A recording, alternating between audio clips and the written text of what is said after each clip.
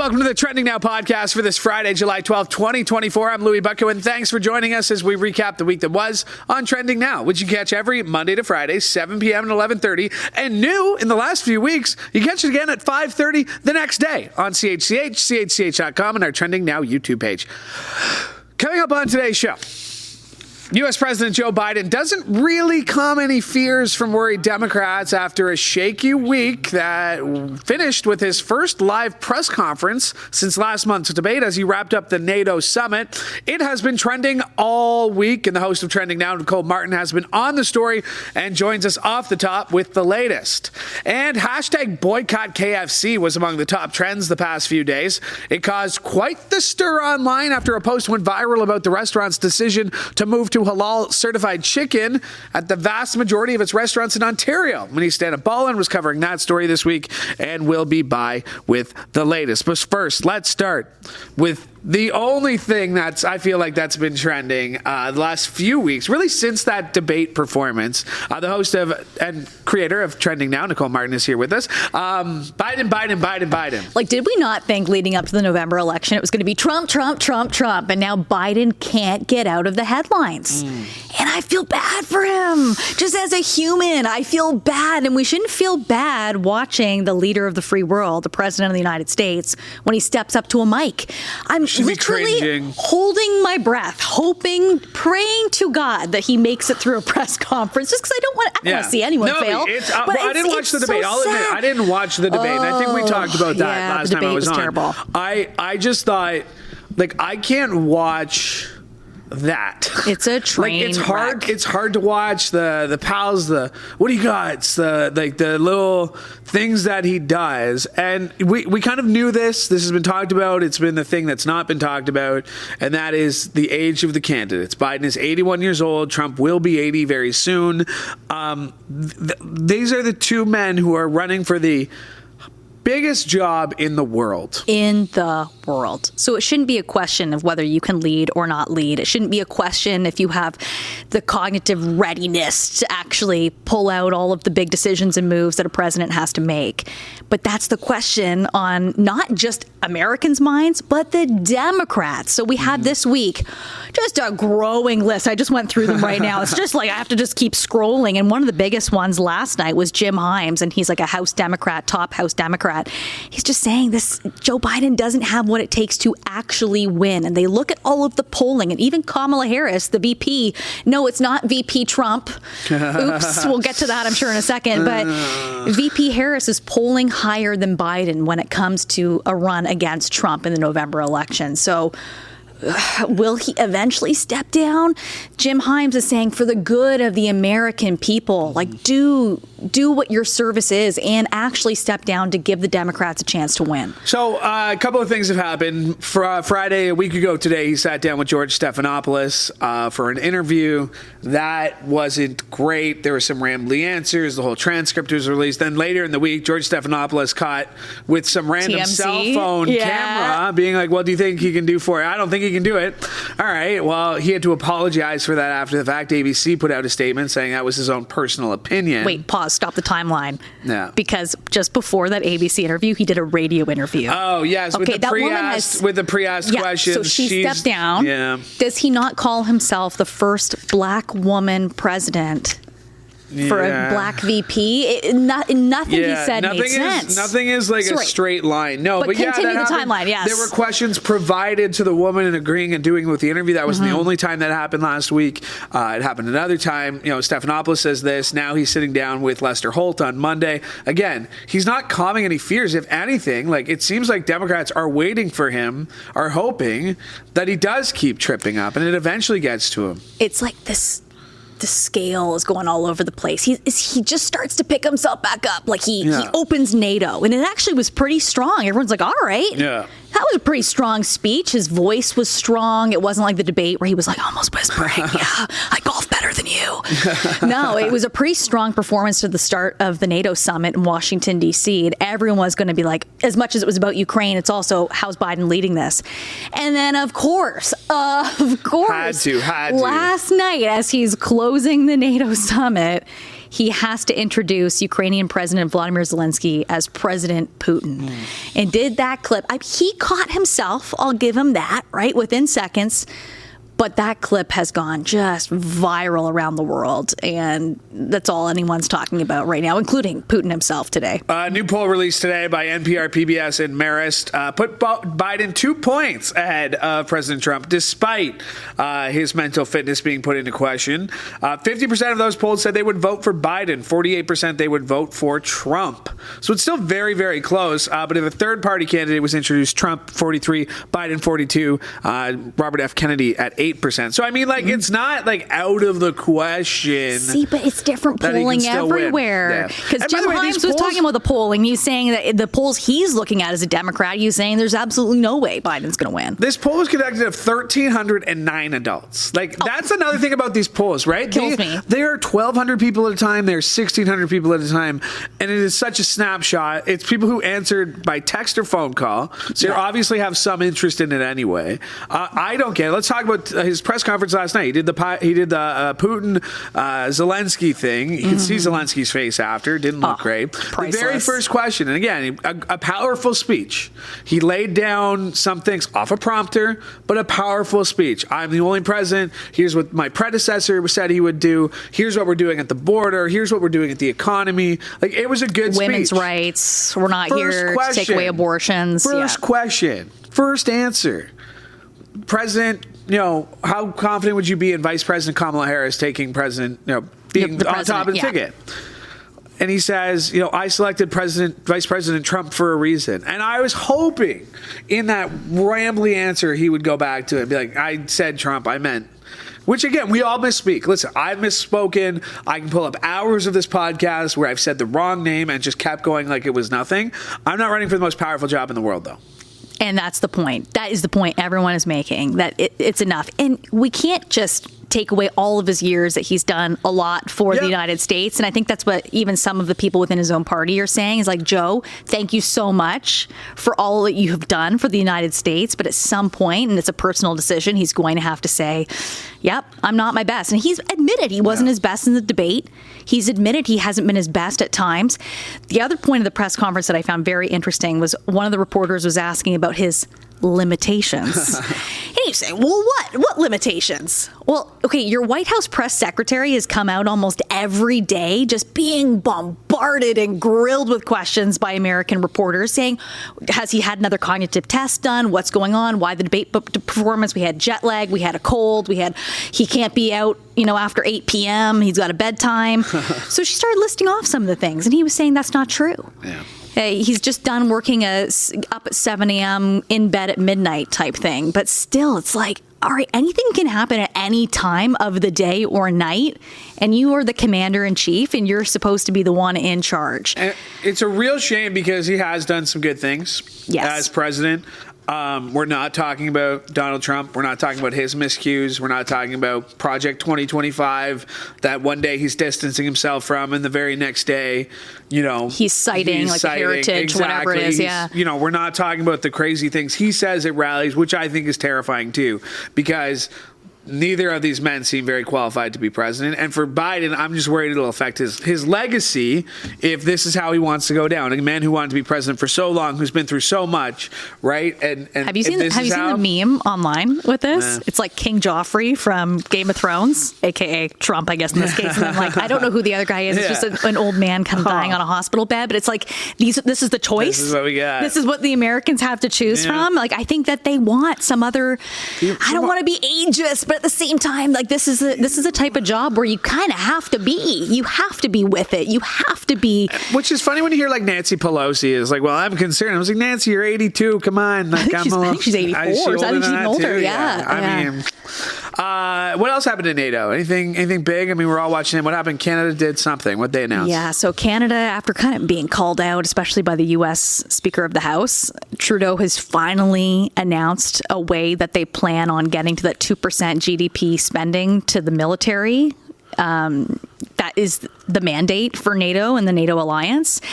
And it won't be until 2032. So we have a ways off before we meet that. But the things the Americans were saying about Canada, it's kind of the first time that we have really truly been called out for not contributing the full amount of spending that we should be.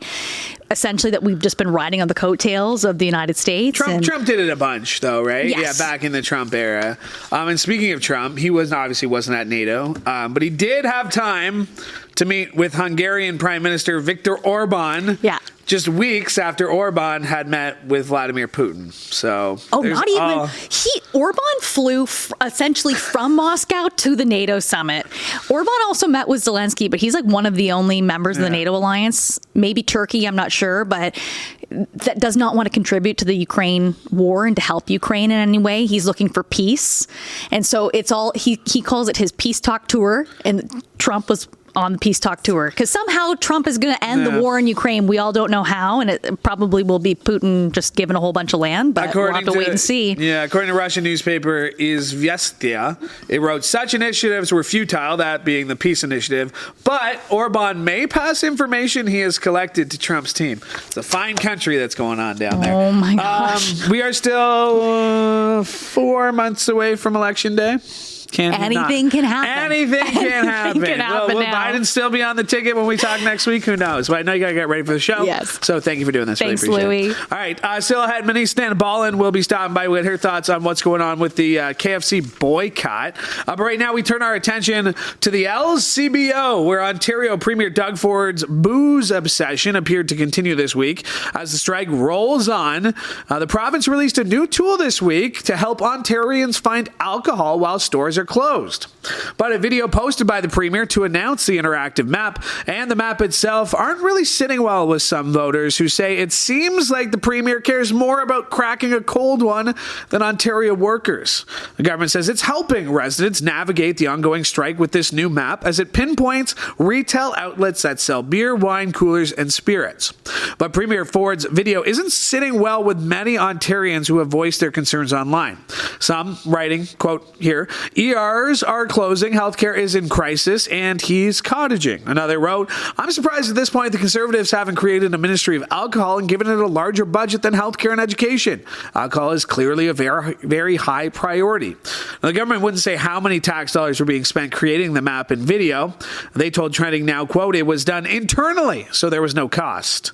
Laura Walton, meanwhile, head of the Federation of Labor, shared her response online. She wrote, quote, Doug spends tax dollar on interactive maps to cross picket lines, and saying she'd like to see the government make interactive maps showing fully staffed emergency rooms, available family doctors, and more. Now, more than 9,000 LCBO workers are on the picket line, and the union walked away from negotiations this week after the government refused to budge on its plans to allow grocery and convenience stores to start selling coolers, seltzers later this summer.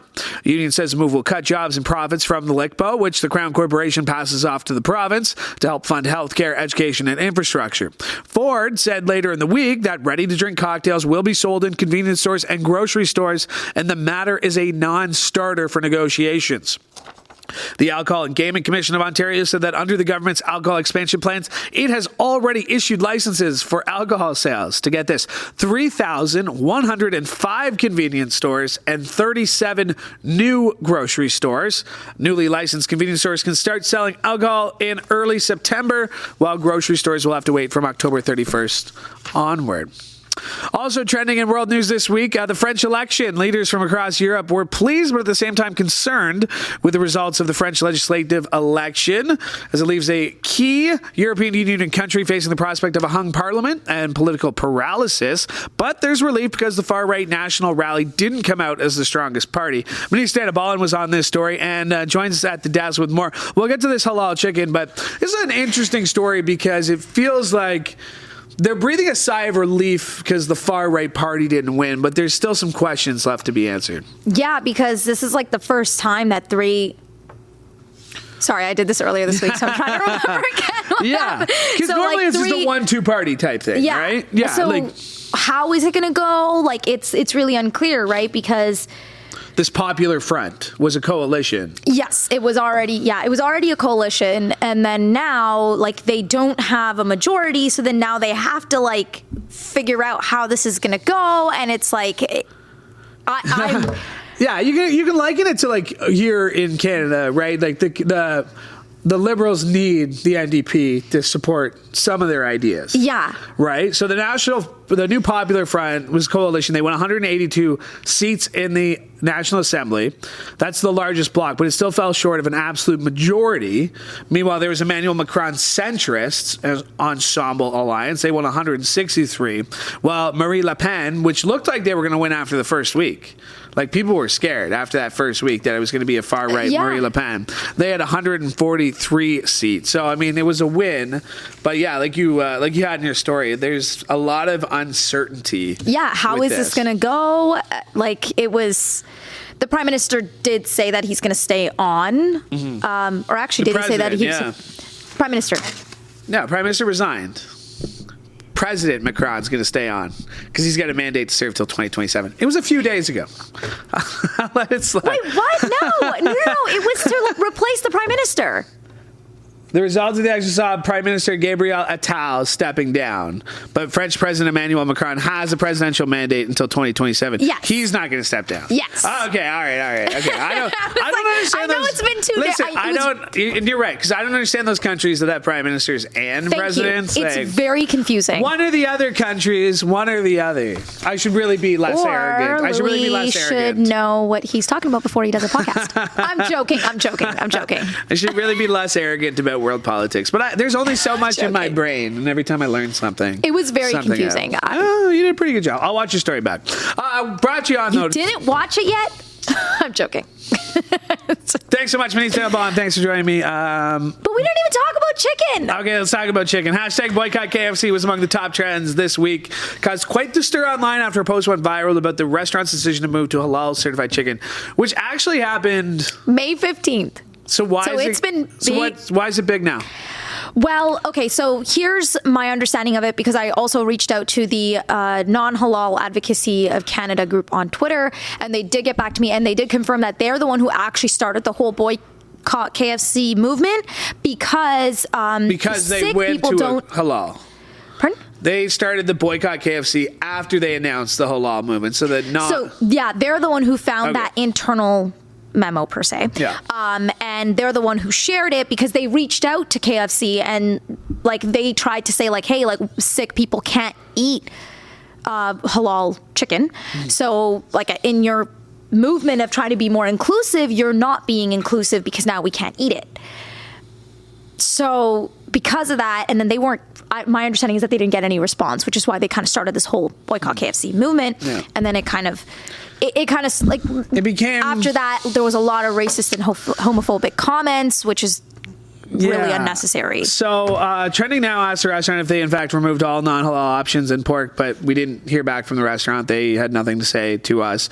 The letter lines with what written on KFC's website goes on to say all chicken products are halal certified, and they discontinued pork products as well at all KFC locations except ones that are co-branded with Taco Bell. We asked KFC, what kind of pork products are now being discontinued? We asked them, is this letter true? We asked them so many different questions, and we got no response. I'm pretty sure the Double Down had a piece of bacon on it.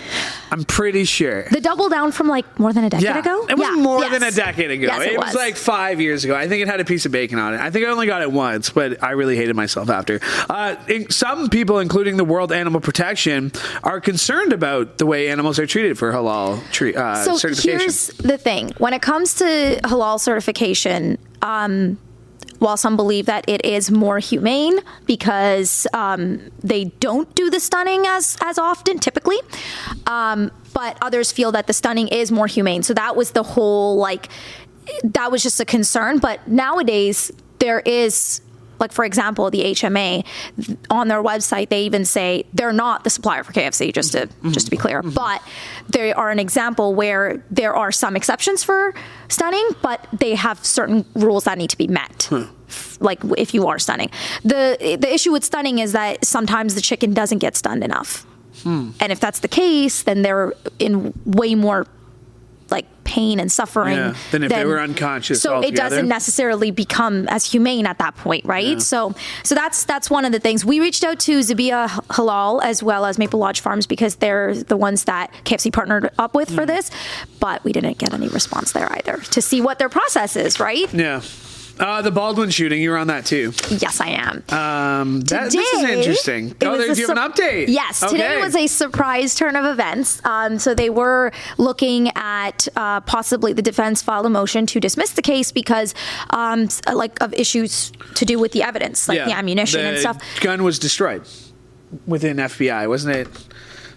Is that what it is? Yeah. So basically, because they're looking at those issues with evidence, they want the case to be. And this case has already gone through some bumps already. So the defense is like, enough is enough. Let's dismiss the case, kind of thing. But the judge is still considering it. It hasn't been ruled out or anything like that yet.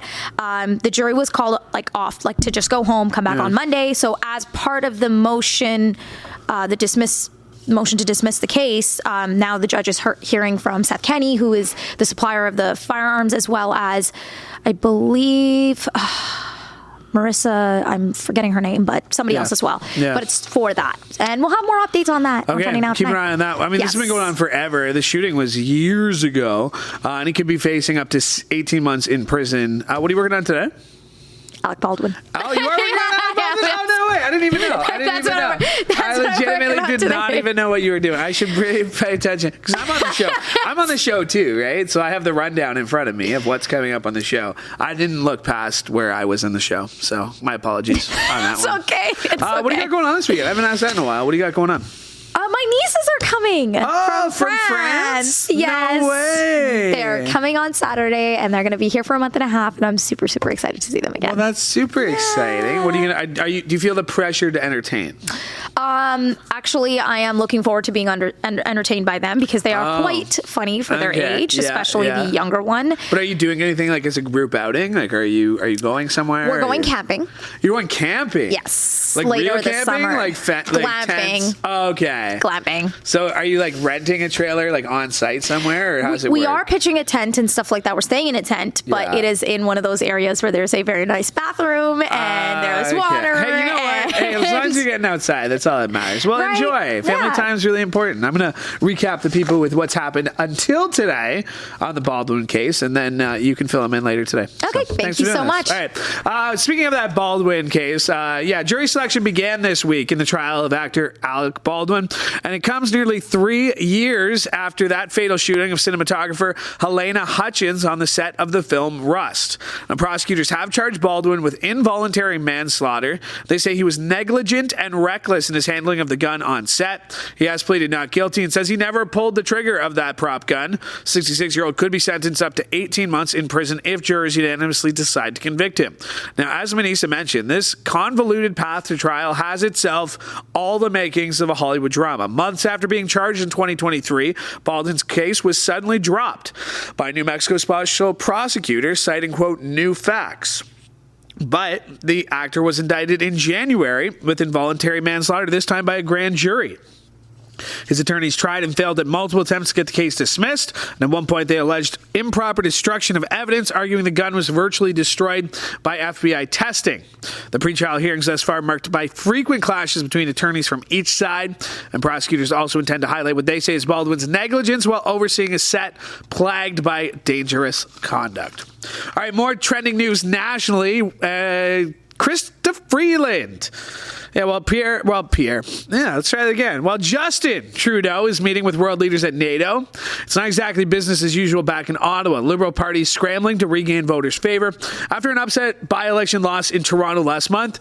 And while many have called for Trudeau to step down, new rumors are swirling that Deputy Prime Minister and Finance Minister Krista Freeland might be the one taking the fall. She was trending this week on Twitter alongside Carney, the former Bank of Canada governor, who may be coming for her job. Now, Trudeau was asked about the rumors and said he continues to have full confidence in Freeland, but also that he's trying to convince Carney to join the party.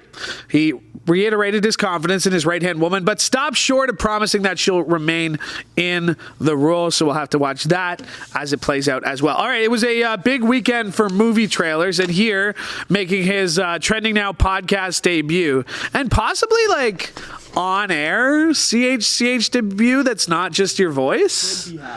Could be happening. I mean, it's I don't want to say it's just the podcast, but welcome, Roger Collins. What's up, man? Thanks, Louie. Not much. Friday in the office. This is a nice change of things. Yeah, welcome to the podcast. This is what we do on Fridays. Some Fridays when I'm not doing other things. Some Fridays when I'm not doing other things is how I like to phrase it. Yeah, we're busy. We stay putting in the work at the newsroom here. You've been here since January, December 18th. December 18th is when you started. How'd you come to us? I started on Czech. I was working in Victoria, BC. I was out of the game for a long time, actually. I went to school for journalism and graduated in 2018. Took a break from writing and all of that.